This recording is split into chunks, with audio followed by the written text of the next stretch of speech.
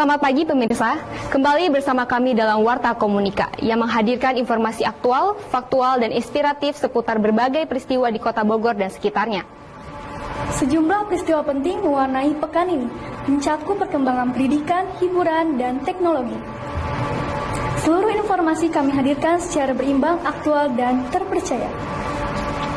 Bahasa Inggris sebagai mata pelajaran wajib di sekolah mendapat sambutan positif dari para guru dan murid. Mereka menilai kebijakan ini sebagai langkah tepat untuk meningkatkan kemampuan berbahasa asing siswa sejak dini. Meski diakui masih ada tantangan, terutama dalam hal kesiapan dasar siswa.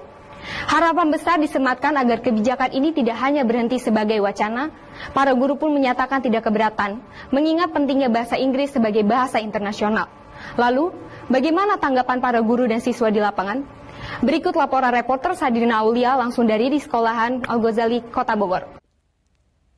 Suasana di salah satu sekolah ini mungkin akan segera diwarnai dengan intensitas belajar bahasa Inggris yang lebih tinggi. Kebijakan yang mendorong bahasa asing ini menjadi wajib, dipandang sebagai angin segar untuk mempersiapkan siswa menghadapi dunia global. Selamat siang pemirsa, bersama saya Sadrina Aulia. Di liputan kali ini saya akan membawakan berita tentang bahasa Inggris akan menjadi mata pelajaran wajib di sekolah. Berikut laporan saya. Selamat siang Bapak, boleh perkenalkan dulu diri Bapak dan sebagai apa di sekolah ini? Oke, nama saya Muhammad Fahri Jamasyari dan saya di sini bertugas sebagai guru bahasa Inggris. Saya mau tanya Pak, katanya nanti tuh ada usulan kalau misalkan mata pelajaran bahasa Inggris itu bakal jadi mata pelajaran yang wajib. Itu menurut Bapak gimana? Mata pelajaran wajib itu apa? Usulan baru atau emang sudah berjalan? Usulan baru. Baru? Iya. Kalau baru ya berarti bagus dong. Berarti ada kiat dari pemerintah untuk meningkatkan kemampuan bahasa Inggris anak kan? Biar bisa mungkin lebih bagus penampilannya atau kemampuan bahasa Inggrisnya. Dan ada kesulitan nggak Pak? Atau tantangannya untuk sekolah? Kesulitan ya, tantangan mungkin lebih ke kalau SMA dasar dari anak-anak dulu. Karena kan ya kita nggak tahu ya waktu SMP, waktu SD itu mereka seperti apa belajarnya, dan kayaknya sih banyak ya SD yang tidak mewajibkan ada pelajaran bahasa Inggris. Nah mungkin dengan hal itu bisa ngebuat kalau memang jadi diwajibkan akan lebih mempermudah pekerjaan saya di sini, karena mungkin dari kecil udah ada dasarnya, daripada yang ketika sudah SMA tiba-tiba langsung pelajarannya full, jadinya ya seperti itu mungkin. Harapan Bapak ke depannya untuk usulan ini bagaimana Pak? Harapannya mungkin segera direalisasikan biar apa ya, mungkin karena kalau ide semakin lama hilang, nanti yang ada malah cuma jadi wacana dan tidak berjalan dengan harapan orang banyak ya, seperti itu mungkin. Oke, terima kasih banyak Bapak atas waktunya. Boleh perkenalkan dulu namanya siapa dan dari kelas berapa? Ngomong itu gak? Nama aku Tausifah Hayati dari kelas 9D. Nanti aja. Nama aku Rina Fanur Sakina dari kelas 9E. Aku mau sedikit nanya nih, menurut kamu gimana tanggapannya kalau bahasa Inggris jadi mata pelajaran yang wajib di sekolah? Aku gak keberatan sama sekali sih, soalnya bahasa Inggris itu kayak udah bahasa wajib gitu yang harus dipelajari. Jadi, menurut aku juga setuju karena bahasa Inggris tuh kan bisa jadi bahasa internasional ya. Jadi bisa ngelancarin anak Indonesia buat lancar berbahasa Inggris. Harapan adik-adik semua nih ke depannya untuk pelajaran bahasa Inggris apa? Menurut aku kalau pelajaran bahasa Inggris tuh jangan banyakin grammarnya, fokus ke vocabulary-nya dulu, baru belajar grammar biar bisa lebih cepat belajarnya. Sama itu juga. Okay. Terima kasih banyak ya. Sekian informasi yang dapat saya sampaikan. Kembali ke studio. Dua film baru siap meramaikan layar bioskop Indonesia pada Oktober 2025. Film horor Nenek Gayung kembali menghidupkan legenda urban dengan sentuhan modern dan visual yang mencekam. Sementara Rangga dan Cinta menghadirkan kisah romantis penuh emosi dan sinematografi yang memanjakan mata. Bagaimana tanggapan masyarakat terhadap dua film ini? Simak laporan reporter Raihan Devara berikut ini. film Rangga dan Cinta masih jadi perbincangan di media sosial dan menarik perhatian banyak penonton. Meski masa tayang hampir berakhir, antusias penonton tetap terasa. Sama salah satu pengunjung di bioskop Botani Square ini. Bersama siapa? Saya Siva. Oke, aku mau nanya nih Siva tentang film kamu yang baru nonton tadi. Itu film apa sih? Film Rangga dan Cinta. Film Rangga dan Cinta. Kenapa kamu tuh tertarik banget sama film Rangga dan Cinta? Karena lagi rame ya di di TikTok gitu, di media sosial. Jadi pengen ikut lihat juga gitu. Oh, jadi kamu kayak tertarik untuk melihat juga gitu ya? Iya. Kalau boleh tahu nih alur ceritanya tuh kayak gimana sih, singkat ceritanya aja tuh? Singkat ceritanya itu Cinta itu dia punya sahabat ada 4 kalau nggak salah. Nah dia itu meninggalkan teman-temannya untuk mengunjungi si cowoknya. Dia berbohong kepada teman-temannya untuk bertemu dengan si cowoknya. Mungkin itu sih singkatnya. Oh oke. Jadi dari singkat ceritanya kayak mereka tuh buat ketemuan gitu tapi untuk berbohong gitu ya. Oh gitu. Terus menurut kamu nih tadi dari film Rangga dan Cinta itu tuh banyak banget gak sih yang nonton? Mungkin untuk tadi sepi ya, nggak terlalu rame. Mungkin karena udah akhir juga ya, karena udah bukan awal tayang gitu. Oh iya. Oke, berarti bukan pas ketika launching banget ya gitu ya. Oke, baik. Jadi berikut berita kali ini saya kembalikan ke studio. Pemirsa, puluhan aktivis kembali menggelar aksi Kamisan di pelataran Tugu di Kujang Bogor pada Kamis 30 Oktober 2025. Aksi ini digelar sebagai respon refleksi 1 tahun Prabowo Gibran, tuntutan bebaskan 11 warga adat Mabasangaji, dan tolak gelar pahlawan Soeharto. Pemirsa, puluhan aktivis kembali menggelar aksi Kamisan di pelataran Tugu Kujang, Kota Bogor pada Kamis 30 Oktober 2025. Aksi ini digelar sebagai respon refleksi 1 tahun Prabowo Gibran, tuntutan bebaskan 11 warga adat Mabasangaji, dan tolak gelar pahlawan Soeharto. Berikut kabar selengkapnya untuk Anda.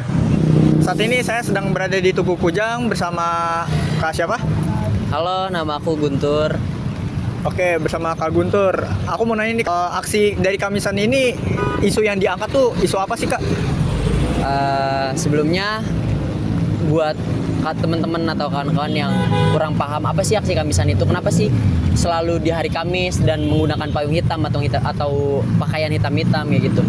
Nah, aksi Kamisan itu diawali dengan Ibu Sumarsih dan beberapa keluarga korban lainnya yang menuntut keadilan bagi korban, yang menuntut hak-hak korban yang nyawanya direnggut oleh negara, seperti itu.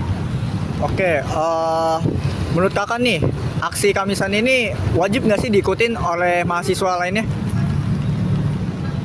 Sebenarnya kalau dari segi wajib itu nggak diwajibkan, tetapi ada rasa empati atau ada rasa kayak yang seharusnya anak muda ini lakukan, yang seharusnya anak muda ini bersuara, membela hak-hak korban, berdiri bersama korban, yaitu di aksi Kamisan. Karena aksi Kamisan adalah aksi yang paling damai, aksi yang paling yang paling terstruktur. Bahkan saking damainya selama 830-an kali itu tidak pernah didengar. Oke, jadi isunya seperti itu ya Kak ya. Oke, terima kasih. Memimpin sebuah organisasi mahasiswa ibarat menjalani 2 kuliah sekaligus. Satu di dalam kelas dan satu lagi di lapangan. Seperti yang dijalani oleh Fahri, Ketua Himpunan Mahasiswa Universitas Pakuan, yang membagikan lika-liku pengalamannya memegang tampuk kepemimpinan. Rasa penasaran dan tantangan baru menjadi motivasi utamanya. Namun, Fahri mengakui bahwa tantangan terberat justru terletak pada bagaimana ia mengatur waktu antara kewajiban akademik dan tanggung jawab organisasi. Simak selengkapnya dalam laporan berikut. Selamat sore pemirsa, bersama saya Aska. Kali ini saya bakal membawain berita tentang cerita inspiratif mahasiswa. Terlebih dahulu saya akan mewawancarai Ketua Himpunan Mahasiswa Ilmu Komunikasi yang berada di Universitas Pakuan. Berita selengkapnya akan saya tampilkan berikut ini. Di setiap langkah dunia perkuliahan, selalu ada sosok yang berani mengambil tantangan baru. Salah satunya adalah Fahri, Ketua Himpunan Mahasiswa Ilmu Komunikasi Universitas Pakuan. Bagi Fahri, keputusan menjadi ketua bukan karena ambisi, tapi karena rasa penasaran dan keinginan untuk keluar dari zona nyaman. Selamat sore, Kak. Sore, Bray. Dengan siapa nih? Dengan Fahri, Fahri menjabat sebagai Ketua Himpunan Mahasiswa Ilmu di Komunikasi. sini. Gue mau nanya-nanya nih dikit aja. Boleh. Motivasi lu menjadi ketua himpunan tuh apa sih, dan tantangan terbesar lu apa kira-kira? Motivasi gua sebenarnya kalau dari diri gua sendiri tuh penasaran awalnya. Oke. Karena gua tuh ya bodo amatan banget kan dari dulu. Ya. Gak pernah jadi organisator, dan setahun jadi anak himni dulu waktu pengurus muda. Ngerasa nyaman, ngerasa seru juga ngejalanin waktu dulu di pengurus muda sebagai P3 advokasi. Dan sekarang gue ngerasa kayaknya kalau gue jadi ketua nih lebih menantang aja. Jadi lu lebih suka yang bertantang gitu ya? Oke. Kalau tantangan terbesar apa ya? Mungkin karena gue tuh baru pertama kali kan ikut organisasi tuh pas kuliah. Dulu SMA ya udah pulang nongkrong gitu. Jadi pas udah di himni, sebenarnya tantangan paling besarnya itu adalah buat manajemen waktunya. Manajemen waktu tuh awal-awal tuh adaptasinya susah banget. Jujur. Tadi kan lu ngejawab tentang manajemen waktu ya. Kalau gua nanya nih, manajemen waktu lu gimana sih kira-kira cara lu ngebagi akademik sama organisasi tuh gimana? Gua tuh selalu pakai skala prioritas gitu. Jadi skala prioritas gua kan pasti yang pertama tuh adalah akademik dulu kan, karena sedari awal gua masuk Universitas Pakuan itu tuh ya buat kuliah dulu, buat gue dapet gelar, buat belajar di kelas segala macam, baru ke himpunan. Walaupun gue sebagai ketua himpunan, walaupun gue punya tanggung jawab di himni, gue juga nggak boleh ngelewatin yang namanya akademik gue gitu. Tapi susah gak ngatur waktunya? Susah jujur. Susah kan? Susah banget ya. Tapi tetap satu-satu tuh harus diselesain dulu.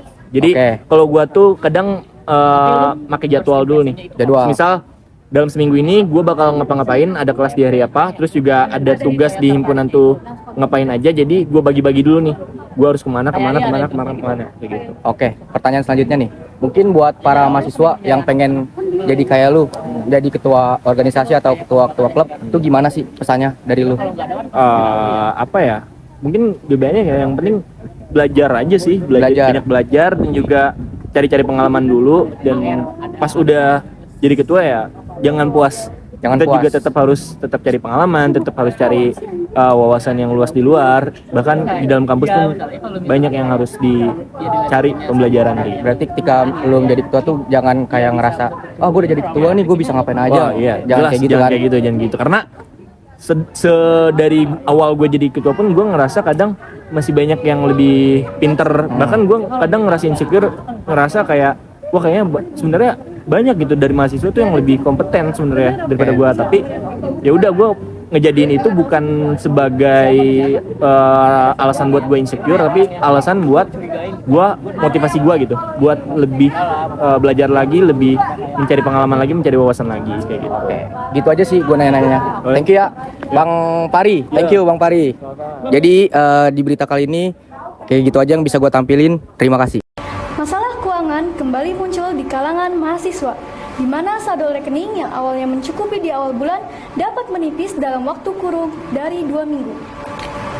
Fenomena ini menunjukkan pentingnya kemampuan mengatur keuangan secara disiplin, yang menjadi tantangan tersendiri bagi mahasiswa dalam mengelola keuangan pribadi mereka.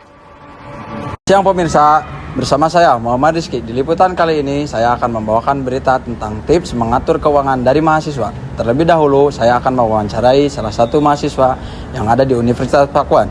Dan selanjutnya saya akan membawakan berita berikut ini. Di tengah tingginya biaya hidup dan kebutuhan kampus yang terus meningkat, banyak mahasiswa yang dituntut untuk bisa mengatur keuangan dengan cermat. Mengelola uang saku bukanlah hal yang mudah, terutama bagi mereka yang jauh. Halo pemirsa, saya sedang bersama. Nama saya Muhammad Fajar Sidik, saya dari Prodi Ilmu Komunikasi Universitas Pakuan Bogor. Saya akan bertanya nih sedikit tentang tips mengatur keuangan dari mahasiswa. Kan kakaknya nih sebagai mahasiswa ya. Kalau boleh tahu bagaimana membuat anggaran yang efektif? Oke, kalau membuat anggaran yang efektif, Pertama kali yang saya lakukan, jadi kita ini nggak harus cuman catat pengeluaran. Jadi bukan hanya mencatat pengeluaran, tapi kita harus tahu dulu kebutuhan penting kita apa, terus sekunder kita apa, dan kebutuhan untuk lifestyle kita nih apa. Pertama, kalau dari saya pribadi, biasanya saya ini membagi persentase. Contoh, misalkan ya kita mahasiswa mungkin ada yang udah cari uang sendiri, betul? Ada juga yang mungkin dia dikasih dari orang tua. Kalau emang dikasih dari orang tua ataupun cari uang sendiri, misalkan per minggu atau per bulan, itu teman-teman kalau dari saya pribadi sarannya harus sisihin. Maksudnya sisihin apa? Teman-teman harus tahu kebutuhan untuk makan berapa, transport berapa, terus mungkin ada yang ngekos berapa. Teman-teman juga harus tahu untuk lifestyle, mungkin ada yang mau nongkrong berapa. Kalau saya pribadi biasanya 50% saya pakai untuk kebutuhan akomodasi, makan, transport, kosan. Terus 30% biasanya saya pakai untuk dana darurat, tabung, dan 20% untuk lifestyle. Itu sih mas dari saya. Kira-kira uang dari orang tua kakak untuk sebulan nih cukup nggak sih? Apa habis dalam waktu seminggu apa gimana nih? Seharusnya cukup. Karena kalau saya pribadi dari orang tua biasanya itu dikasih per minggu. Cuman karena saya cari sampingan part time lain, saya ngambil dari mungkin penghasilan atau income lain, jadi saya bisa mengaturnya dan sehingga dana darurat, entah mungkin transport, entah mungkin lifestyle, mau nongkrong. Karena kan anak muda juga perlu nongkrong kan. Betul. Dan itu tidak terbanting oleh penghasilan yang saya dapatkan karena saya manage itu sih. Kakak pernah nggak sih suka bingung nih mau pengeluaran buat main dulu apa menabung dulu nih, pernah nggak sih? Oke, sebenarnya kalau saya pribadi nggak bingung. Jadi terkadang kita ini salah persepsi ya atau salah paradigma lah, maksudnya nabung dari uang sisa itu salah banget. Yang ada ketika kita mungkin udah dapat duit dari mingguan, kita ada penghasilan dari bulanan, harusnya kita udah sisihin tabungan berapa persen, baru sisanya kita pakai buat kebutuhan lain. Terkadang paradigma anak muda kembali, tunggu uang sisa baru ditabungin, bukan uang pas full dipotong langsung ditabungin gitu. Paling gitu. Makasih banyak kak udah ngasih tips mengatur keuangan yang ada di mahasiswa. Sama-sama kak. Halo, selamat siang Kak. Ya. Boleh minta waktunya sebentar? Iya, boleh. Saya Rizky, mahasiswa dari FISIP. Saya ingin meminta waktunya sebentar. Kalau boleh tahu, saya dengan kakak siapa? Ya, nama saya Stefano dari Prodi Manajemen Fakultas Ekonomi dan Bisnis. Kalau boleh tahu semester berapa Kak? Kebetulan saya udah semester 9. Oh, semester 9. Ya. Saya mau nanya nih tips mengatur keuangan bagi mahasiswa nih. Kalau boleh tahu. Yang pertama nih, bagaimana kakak mengatur anggaran yang efektif? Oke, kalau untuk mengatur anggaran yang efektif itu kan sebenarnya banyak ya teorinya. Cuman di diri saya ini yang jadi kekurangan diri saya itu kan kadang-kadang ketika saya diberi uang untuk jatah 1 bulan, kadang seminggu itu sudah habis tuh. Karena entah itu kebutuhan ataupun keinginan atau nongkrong sama teman-teman yang lain. Banyaknya sih nongkrong sih, jadinya untuk mengatur itu ya lumayan agak sulit sih. Kalau boleh tahu nih, kakak bisa menghemat keuangan apa enggak nih? Sebenarnya untuk dibilang hemat atau enggaknya sih nggak bisa sih kayaknya. Soalnya ya itu boros tadi ya, karena jatah untuk 1 bulan misalkan seminggu udah habis kan, jadinya ya bisa dikatakan nggak hemat sih. Yang ini yang terakhir kak, bagaimana kakak mengatur prioritas pengeluaran atau menabung dulu nih? Oke, kalau pengeluaran sama nabung sih kayaknya lebih diprioritasin buat pengeluaran kebutuhan ya kan, pasti kebutuhan atau keinginan. Buat nabung kadang suka dinanti-nanti, tapi di hati kadang pengen nabung, tapi kadang ada pengen sesuatu langsung beli aja atau langsung ikut nongkrong sama teman-teman kayak gitu sih. Ya udah kak, makasih. Bulan Oktober tidak hanya identik dengan Sumpah Pemuda, tetapi juga peringatan Bulan Bahasa. Beragam acara digelar untuk merayakannya, seperti bazar literasi dan pertunjukan seni. Lantas, bagaimana pandangan para akademisi dan mahasiswa dalam menyikapi makna Bulan Bahasa? Simak laporan lengkapnya dalam laporan berikut ini.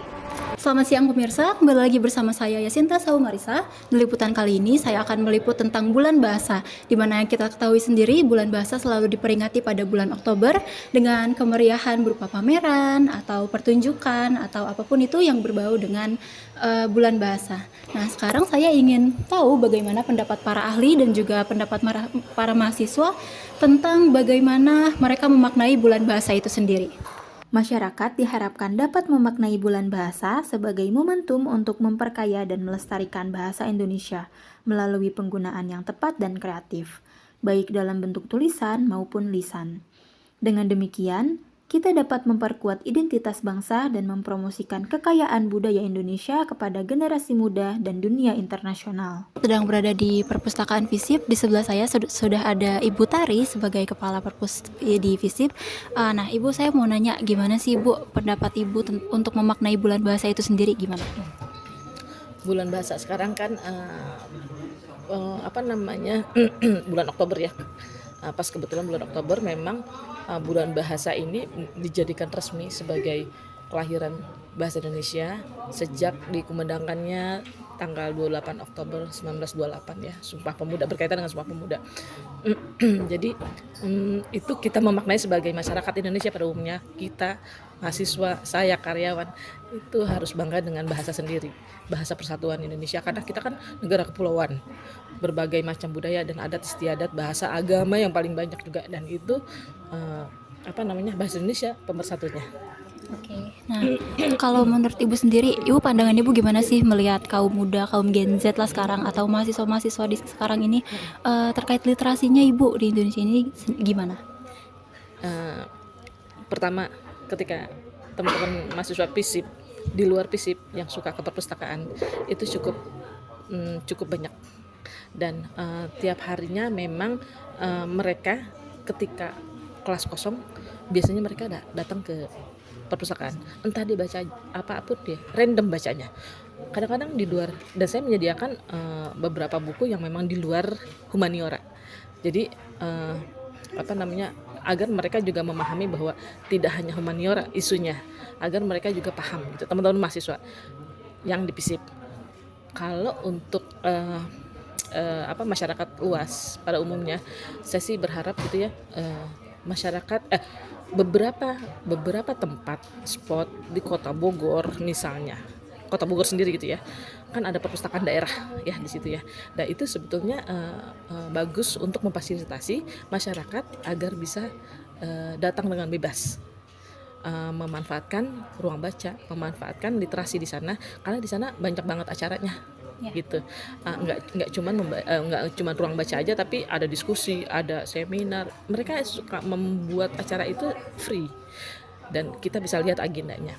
Untuk masyarakat Indonesia secara keseluruhan, saya sih berharap pemerintah memfasilitasi setiap kabupaten kota, sampai kabupaten kota sampai desa itu, misalnya mereka pemerintah bisa memfasilitasi membuatlah ruang baca yang apalagi ke pelosok daerah ya. Nah, itu sangat membantu teman-teman saudara-saudara kita di daerah yang haus akan bacaan, ilmu pengetahuan, informasi apapun bentuknya gitu. Dan saya kerjasama dengan Perpustakaan Cinta Baca, lembaga NGO. Saya mendonasikan buku-buku yang double di perpustakaan FISIP, misalnya lebih dari 5, saya share buku tersebut ke Perpustakaan Cinta Baca, dan mereka akan menyalurkan ke seluruh Indonesia. Ada beberapa lembaga di beberapa provinsi yang mereka kelola, jadi mereka langsung menyalurkannya gitu. Oke, baik, menarik Ibu tadi udah kasih harapan juga untuk kita.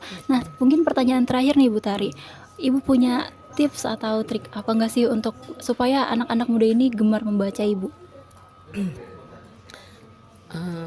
Perpus FISIP kan punya perpustakaan digital dan konvensional. Ini yang ada di sini konvensional, yang perpustakaan digitalnya juga ada, yang ketika kita masuk pintu itu ada aplikasi banner, standing banner itu yang bisa teman-teman upload, dan aplikasinya bisa diakses gitu ya, daftar seperti biasa lah gitu. Nah, itu sistemnya peminjaman, pengembalian itu dilakukan sendiri kalau yang digital perpustakaan. Tapi kalau yang di sini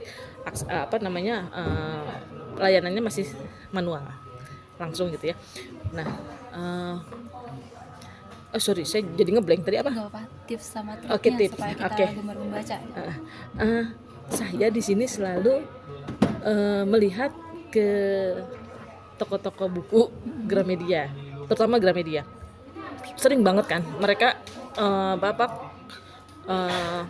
menerbitkan buku-buku dan memajang buku-buku yang baru-baru, dan isunya tuh umum, spesifik, dari mulai sosial politik, filsafat, segala macam kita tahu lah ya di Gramedia itu.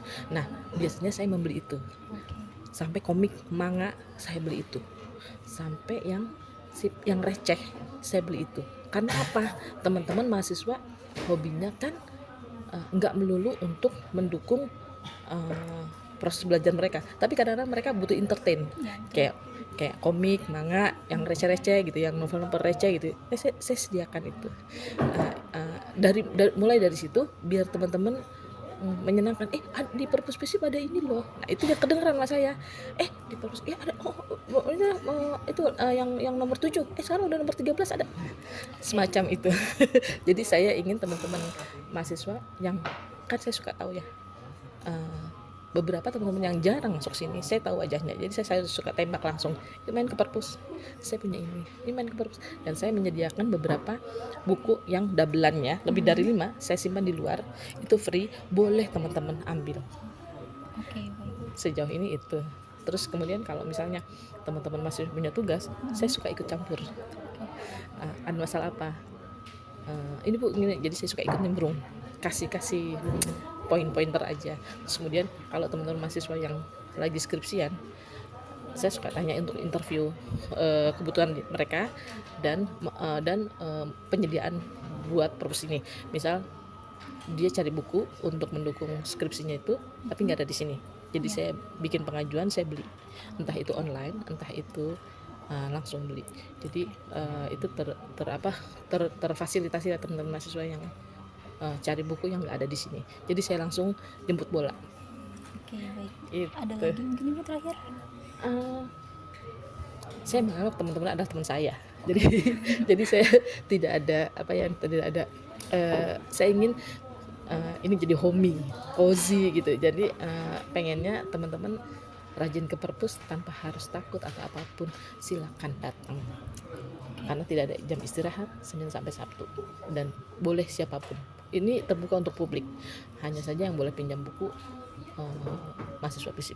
Itu aja. Oke, menarik sekali Ibu. Terima kasih sudah meluangkan waktunya untuk wawancara ini ya Ibu. Ya, terima kasih. Mungkin sekian wawancara yang dapat saya lakukan. Kembali ke studio.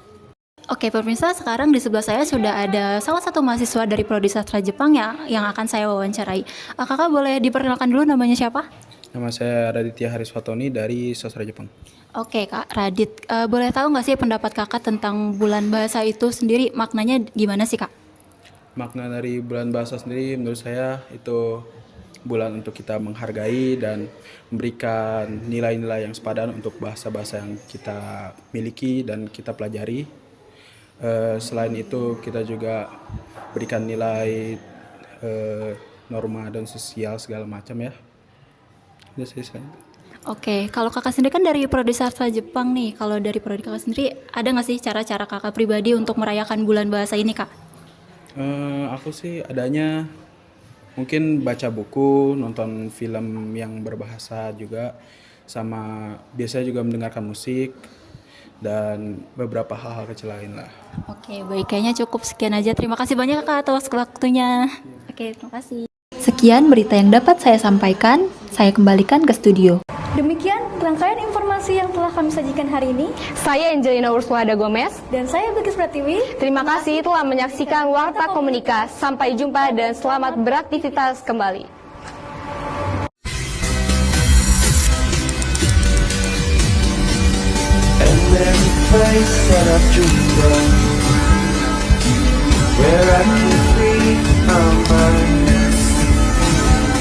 I hear the sounds of the season and lose all sense of time.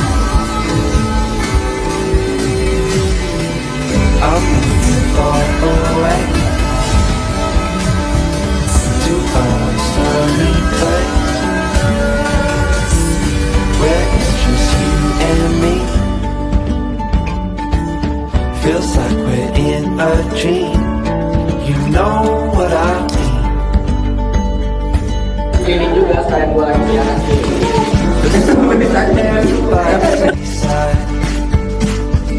The way it feels out low. Asla gimana sih?